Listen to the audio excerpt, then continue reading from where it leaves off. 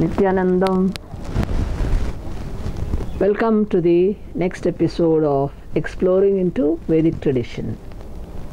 Today, since it is the day before a very important festival day, that is Maha Shivaratri, the topic for the day is also Maha Shivaratri. What is Maha Shivaratri?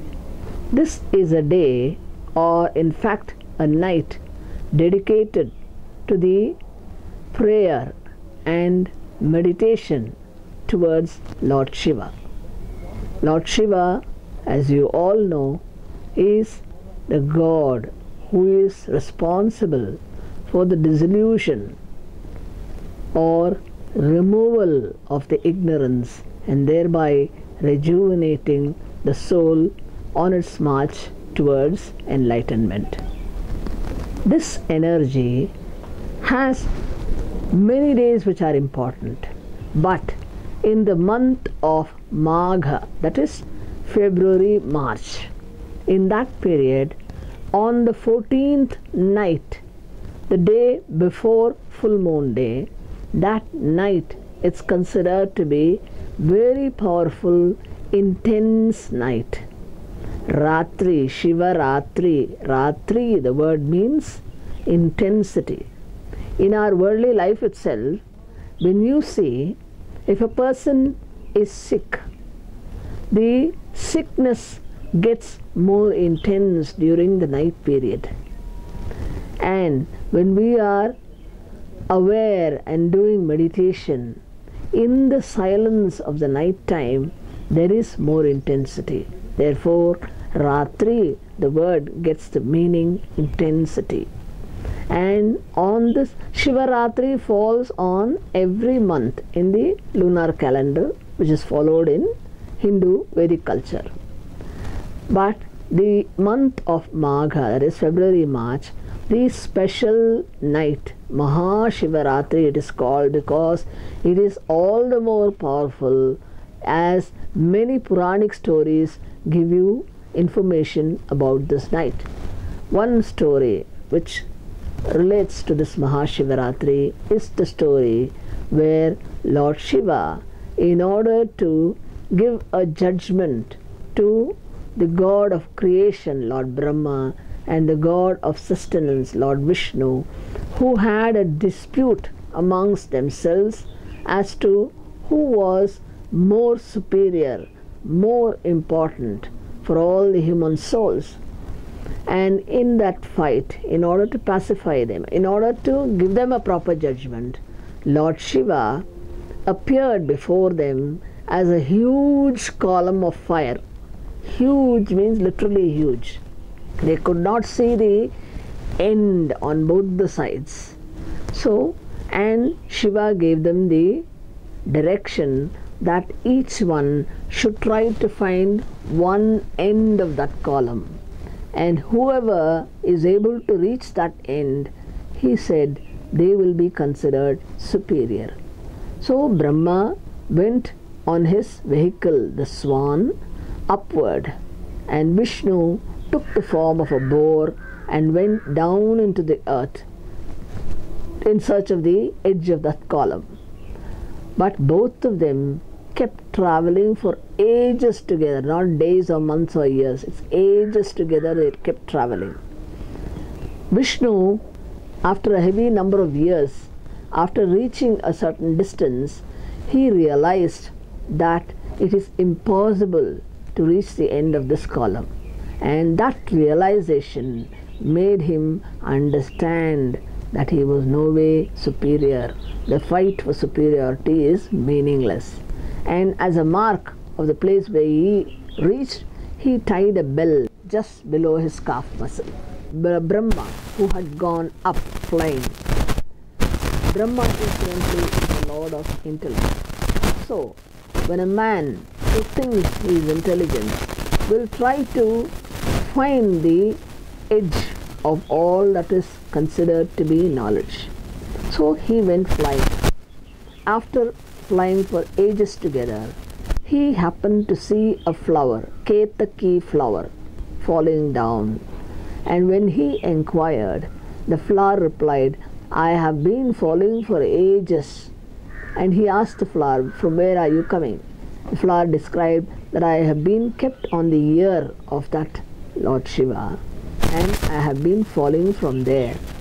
Brahma, who is the personification of intellect, immediately asked the flower to be a witness when they go to Lord Shiva and say that he had reached up to the ear from Lord Shiva. He could immediately see that Brahma was lying.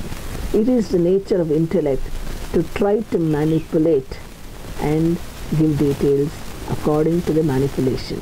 So based on that, Brahma, when he narrated the story, Shiva immediately cursed him and said, you would not have any temple on earth. And he cursed the flower, saying, you would not be used in worship of me. Vishnu, who had come there and accepted his defeat, he was more straightforward. That Vishnu is representative of wealth. A person who is wealthy but at the same time doesn't boast of an intelligence which is very high.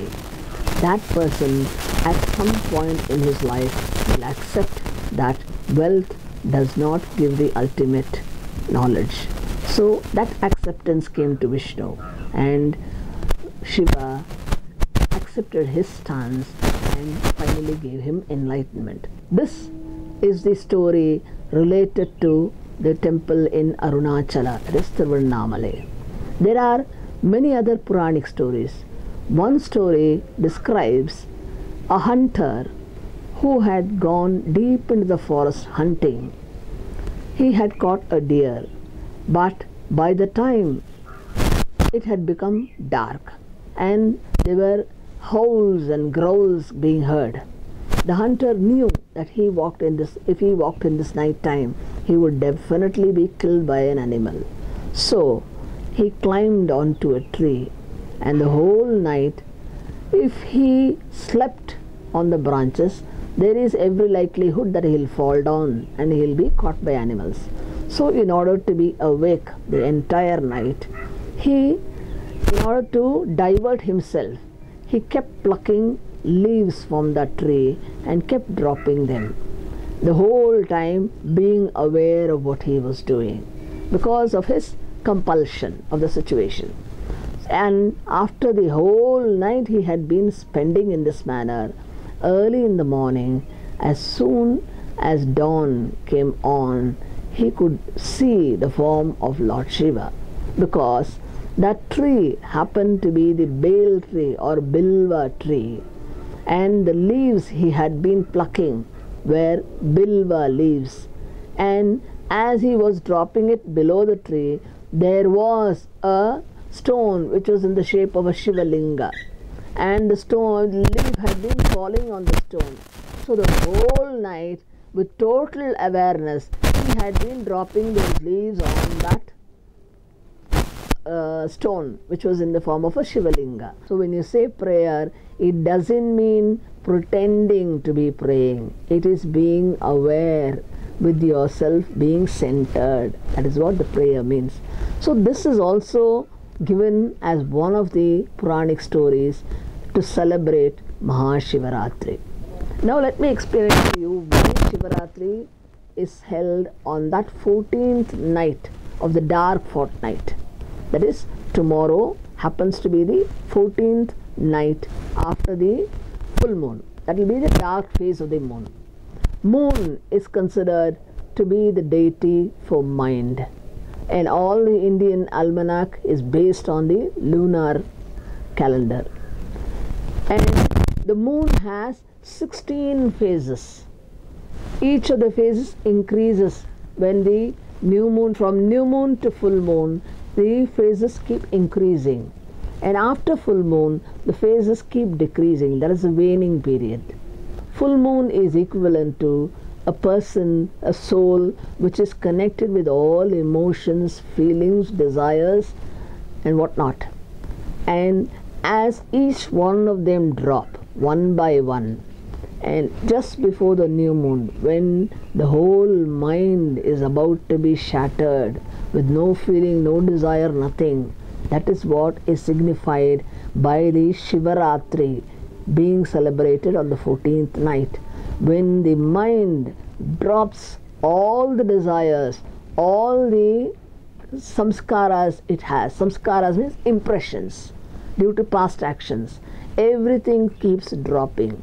That is the significance of the waning period and the day before new moon being celebrated as Shivaratri. As long as there is life in a human form, he is considered auspicious, Shiva. But when all these desires and lust and anger and all other feelings hold him, he does not know the way out.